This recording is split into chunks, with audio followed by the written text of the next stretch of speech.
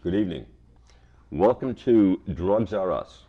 This program is dedicated to informing the public, families of people in recovery and people in recovery, about various types of treatment. Some of them are not exactly what you are expecting. And we have with us tonight Megan Mitchell, who is a person of many talents and specializes in a variety of things that we do use in the field as alternative means of treatment for addiction. I don't have too much to say because Megan is the expert on this.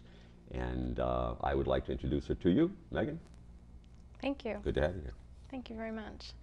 I'm very happy to be here and be involved in something that the Substance Abuse Action Council is supporting, and a way of getting information out and disseminating it has been something I've worked with them for many years at attempting to do.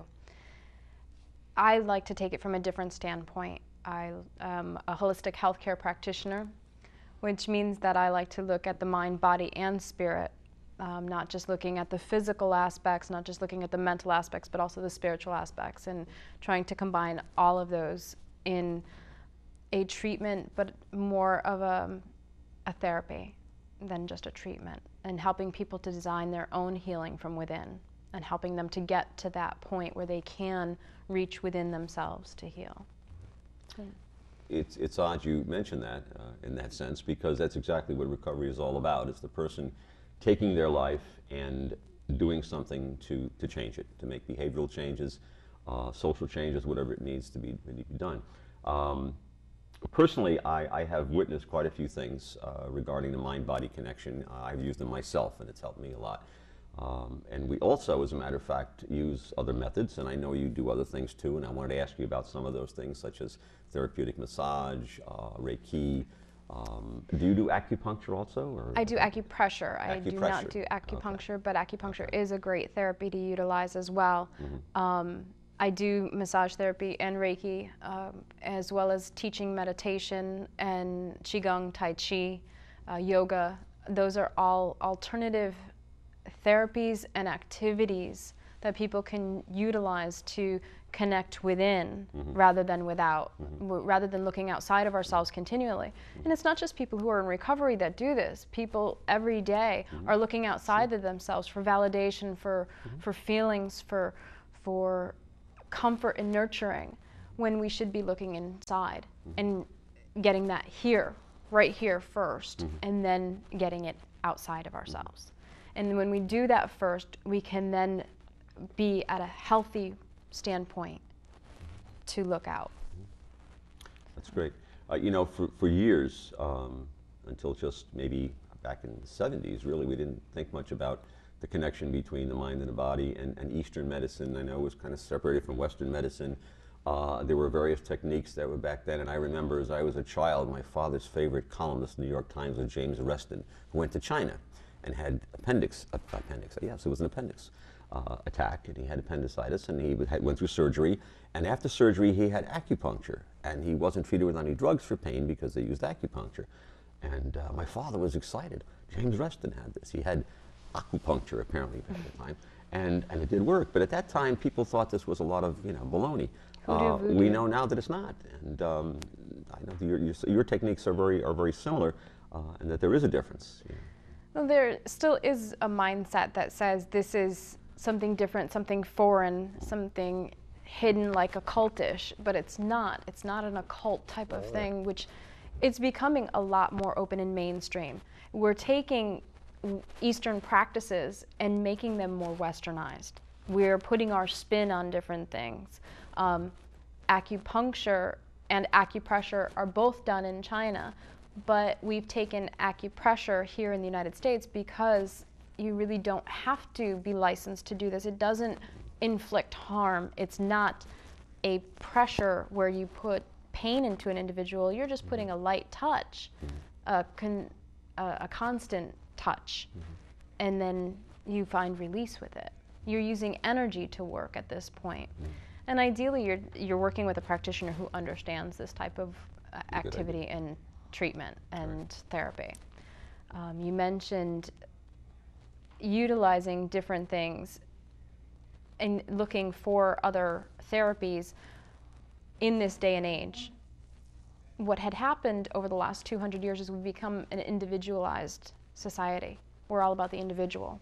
We're not about each other. We're about us. Which is, it's a contradiction where we're talking about trying to have people take care of themselves and do self-care. It's more of an ego-centered individualism rather than a self-love, self-caring individualism. If we were able to do more self-care and more self-love, then we would be able to then turn that out. If you can fill the pitcher within, it overflows eventually into abundance, and you get that outside, and everyone else winds up tripping all over it. Right. It's interesting when you say that, because I look at the term self-centered a little differently than some people do. You know, when you're growing up as a kid, if you're self-centered, you are very egotistical. You know, you could care less about anybody but yourself. But that's not true, because if you look at self-centered as opposed to other-centered, which means that you live your life to please someone else or to please society, that doesn't work if you're in recovery. You really have to be self-centered. So it may sound like it's a selfish thing, but it has to be to a certain extent. And that's great. I'm glad that you have those same parameters there, thinking about, oh yes, this is where we should be. Let me ask you a little bit about Reiki. You mentioned Reiki. I get interested in that myself at one time. I bought the book and never followed up with it, but I've met quite a few people that have experienced it and that are practitioners. Can you tell us a little bit about what that means, Reiki, what it is? Reiki is a Japanese hands-on healing technique. It was created by someone named Yusui, who was divinely inspired. The story says that he went on a fast to understand how to go on with his life and help others, and came upon this during his fasting period. And he's witnessed miracles through it. And ultimately what Reiki does is it's taking the universal life force energy that surrounds us and channels through the practitioner into the individual that's going for the therapy. The way I've often likened it is when you have a lamp, a cord, and an outlet. The outlet is the source, the universal life source. The lamp is the individual being getting the therapy. Without that cord, that connection, the light won't turn on. It won't be powered. There will be no power turned on in that lamp, in that individual, without that practitioner. Now, for me, I personally believe everyone has that ability to turn their own light on. But a lot of people do need a practitioner to get them to that place where they can turn their own light on. So what Reiki does is, in the first level of Reiki, when you're trained to do Reiki as a practitioner, you're taught to self-heal. So your first level could take many years, whether you're in recovery, whether you're an individual who has never experienced having to deal with that aspect. You still can have to go through a period of self-healing.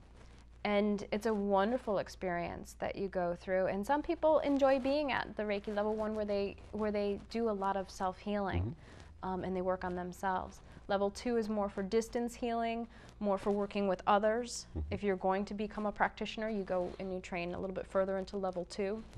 If you want to then train others and teach others, then you go into the master teacher level and go a bit beyond. Different practitioners, different schools of Reiki teach a little bit differently, but ultimately what we all believe is that we gather energy from the universal source, God. It's whoever is the practitioner. They have their own beliefs, they have their own sense of how it works. It is a non-religious practice. I mentioned God, but that is based on that individual practitioner. There is no religious foundation in this. It is what it is. There's no question. It does happen. Some people experience it in the moment. Some people don't experience it for a day later when they've had the actual session. So it's very different in each moment, in each experience. That's very interesting. You know, it's all in your head. It is all in your head. It's all inside. I'll never look at a lamp the same way again after you've told me that. You know, of course I have a lava lamp, so I'm not sure what that's going to do with me. But It's true, and we try to talk to people about spirituality, and some people are reluctant. Even now, as you're talking, I'm sure there's some people at home saying, "Oh, that's some kind of an evil thing. It's a cult. It's you know, Satan worship." It isn't. It isn't, and it's not something that's anti-God or anti-religion. It's just something that you can use, and in recovery, you have to use whatever you can use that's going to work for you. It's kind of like a buffet, which I refer to in every show that I talk about. You have to take some of this and some of this and some of this. And if some of that you have works and something else doesn't, you don't tell people, well, just keep going to AA meetings forever. You know, I mean, you can get more of those, but you kind of need what you have too, you know. Well, it's kind of like having a toolbox, and your analogy is great, but I like to think of it as a toolbox because I like food, I'm sorry. You're a little hungry, probably me too. But having a toolbox is important because you're creating a foundation. You're always building in life with your life. You're creating constantly. Mm-hmm. That's what life is. It's creating. Mm-hmm. It's dynamic. So without having a toolbox, it's very difficult to build. You can use your hands. You can use some of the things that you have innately, but you also do need some tools. So that's why you have a toolbox. So you utilize the 12-step program, you utilize AA, you utilize recovery programs, you utilize the church if that works for you. You come and do yoga or meditation or Tai Chi. You go and you exercise. You take care of your nutrition, which is very important and is often left out. And all of these things become tools. You have a support system. Have a support system that's your family. Have a support system that knows nothing about what you're doing, what you're experiencing, right, so that you have someone that you can just vent completely with and has no connection emotionally, physically, mentally to that. But you have a connection spiritually too. Right. It's interesting because some people, I'll do family night programs and I'll do groups and I will talk about things that people will question, well, what does this have to do with drugs and alcohol? It has to do with life. It has to do with lifestyle. It has to do with a balance, which you're talking about. And that's what it's all about. It's not just the chemical itself. The chemical is a very small part of it, unfortunately. I think we've mentioned, you and I have talked before, about balance being one of the most important things that people are constantly seeking in their lives. And again, we look outside of ourselves to find that balance. And there are activities, there are therapies, there are things out there that allow us to create a balance within. And once we can create that balance within, by balancing and connecting the mind, body, spirit, then we can actually move forward.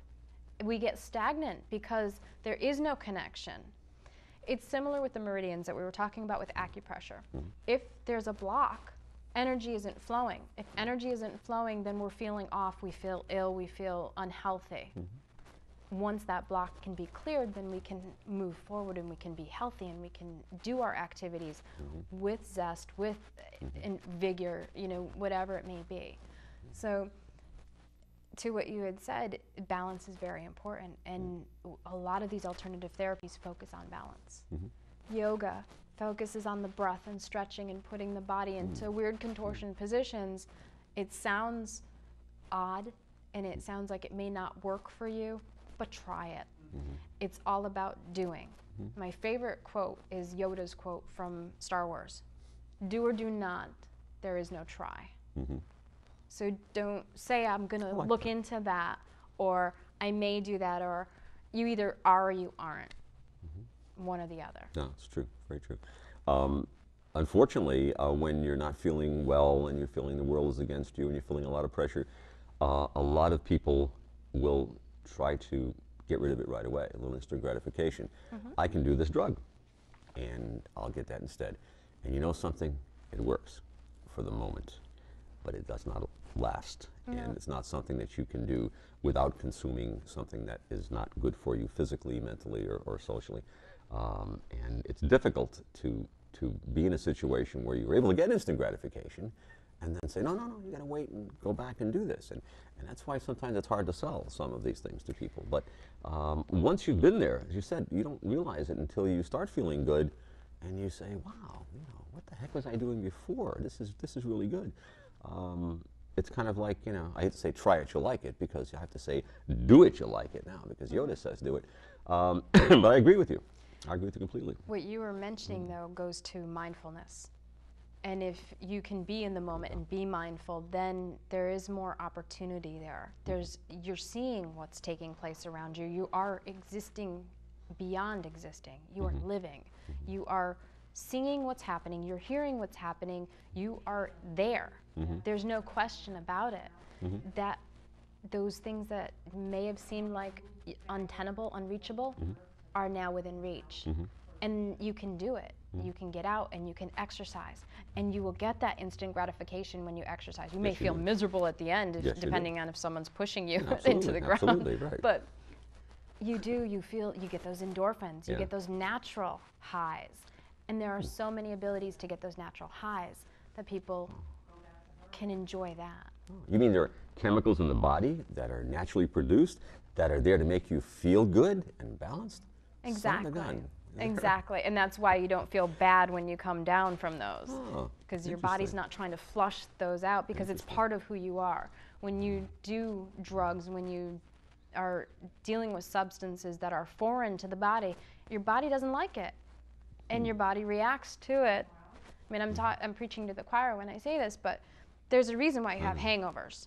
Yeah. There's a reason why you have the shakes. There's a reason why all of these things are happening, and they don't make you feel good when it's done. That's right.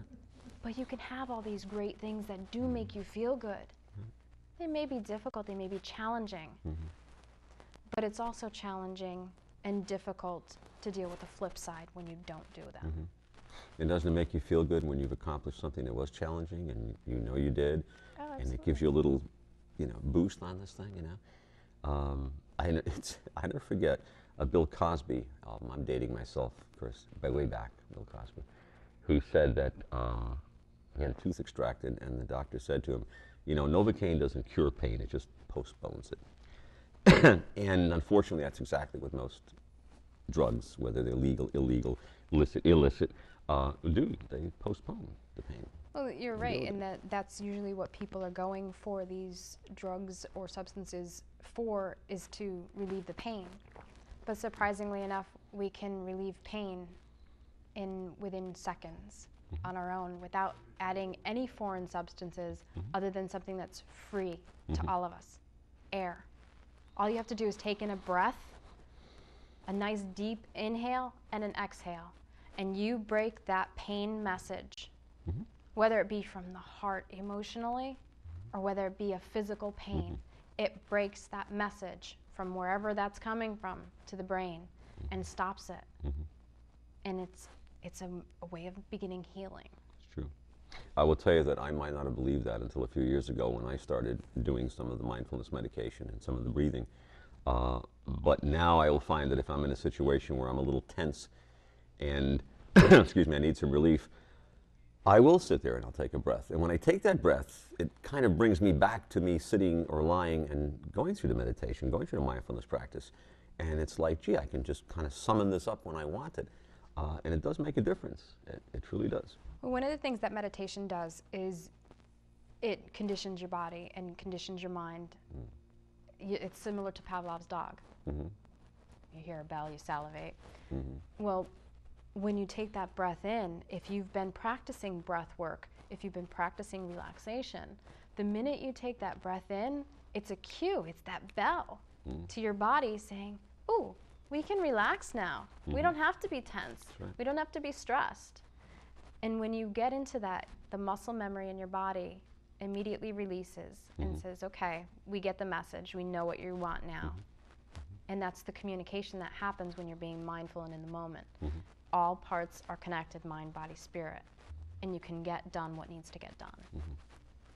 Right. You can control a lot of things. I know that there's a lot of theories, and in practice it probably is true, that a lot of people's depression and anxiety is caused because they're still dealing with the fight or flight syndrome, that I have to deal with this right away and I'm going to become anxious. That's kind of like the old brain talking to you, but if you can work it out using your new brain and the brain that can think logically and cognate, you'll be able to work these things out to tell you, no, this is not a threat that I have to respond to immediately. It's something that I can work out. What you're saying is exactly the same thing, that Yes. you have to kind of put yourself on hold for a moment and be mindful of what's going on around you. Just need you to do sometime. It's very difficult, and it's similar to telling a child, sit still. It's not going to happen. It may for a moment. You may have to challenge that child or offer them a reward, but it's very difficult. It is very much a challenge, but it can be done. I've worked with children doing mindfulness work. I've done meditations with children. They take to it immensely.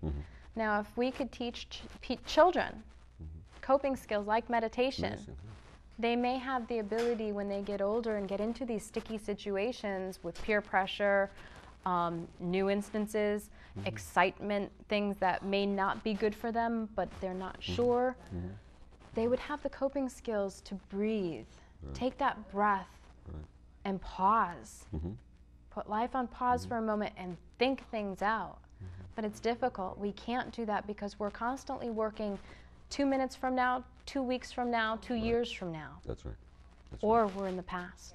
That's right. And we're dealing with hurts and pains, things that were done to us that we have decided we're going to let keep us from being in this moment. It's difficult. It's sometimes we have to remind people that the past is history and the future can be fantasy.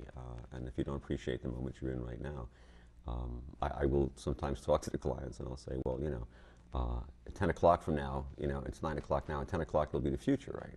No, it won't. It'll be the present when we're there. And you're always living in the present. I love the symbol. If I was going to put a bumper sticker on my car, and I never have, but if I was going to put the 1 day at a time, because I really like to find out how you can possibly live more than 1 day at a time. But we do that. Doesn't work. We try. We right. strive at it. Absolutely. And striving is one of the things Absolutely. that causes us to get tripped up and causes us to become stressed. We are constantly living in the next day. I admit, I even do that. I have to sit there for a moment and think, what's the date today? Is today Wednesday? No, wait, today may be Thursday. I'm scheduling appointments in advance. You're meeting someone in a couple days. We're not focused here and now. We can do all that, but we also have to say, okay, I'm right here. This is what's happening today. This is what's happening this moment. And what meditation and other therapies like that do is put you right in that moment. It's true. So you practice what you preach, right? Yes. Because I think people might think that because we do what we do for a living, that we are perfect and we know exactly how to handle every situation and everything. It doesn't work that way. It doesn't work that way, my friends. Yeah.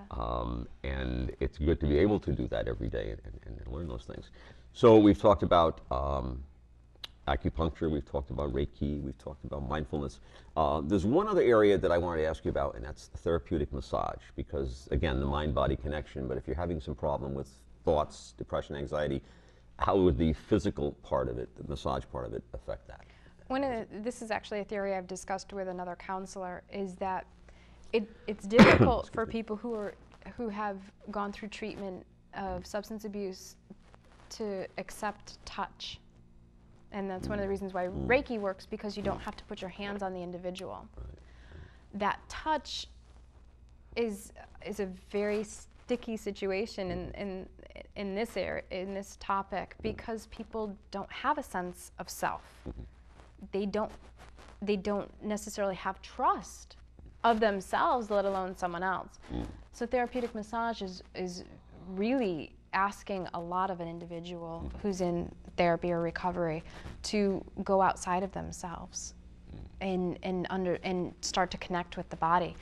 But it is actually amazing because they can start to feel the pains in the body.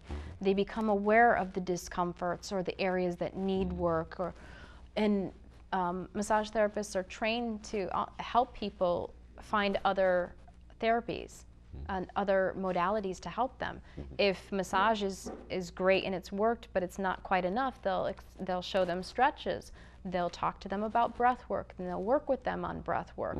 They'll also refer them to others. We have a huge network of professionals that we work with, whether it be chiropractors, acupuncturists, doctors, therapists, you name it. We know these people, we've talked to these people, we've developed relationships that we can turn these people over and say, look, we're very comfortable with this person, we recommend them. but it is very important for them to feel comfortable with that touch. And it's tough to find someone that you feel safe with. And safety is a big issue. By all means. Sure, And absolutely. no matter who you are, safety is an issue. And going and meeting with your massage therapist or Reiki therapist is very important. Sit down with them and be upfront with them. Everything is confidential. We follow the same HIPAA rules as anybody else. Everything that you discuss in the session is just between you and your therapist. So. That's true in everyday life. The same person has been cutting my hair for the last, I don't know, 15 years, and I would feel comfortable with someone else cutting my hair. Okay, why is that? For the reasons you say. I'm comfortable with this situation. It's You there. trust you're going to get a good haircut. That's right. Or one that you're comfortable with. That's right. Well, it's hard for me to get a good haircut anyway. I usually have to put it out to bid, but I enjoy it, you know, because I feel comfortable in that situation. If I was putting myself into a situation where I feel uncomfortable, which we do all the time, unfortunately, it doesn't always work. The thing with alternative therapies is they help you to develop a comfort level. That's what the goal is to find release, to find comfort, to find safety and healing within. Good. Well, I'll tell you, this has been really good. I'm glad you are here, and I'm glad that what you do is there. A lot of people think it's a simple thing to do. It's not a simple thing to do. But then again, life isn't a simple thing to do. And sometimes it's good to be able to go through difficult situations, not that you choose them, but when you've gone through them, and trust me, you know, recovery is a difficult situation. Drug addiction, alcohol addiction is a traumatic experience. And to go through that, to be able to relieve yourself without using a chemical, to be able to develop a lifestyle where you can feel good about yourself and grow, Because if you don't grow, you remain stagnant, and that's the way things are. Look, I thank you very much for coming today. It's really nice to connect with you again. I got to learn more about Reiki. I want to feel better about that. Just keep in mind, only this moment is life. That's right. I will do that. And I'll take a deep breath, and we can end the show on a deep breath. Thanks again, Megan. It's good to see you. Thank Take care of you. yourself. Definitely.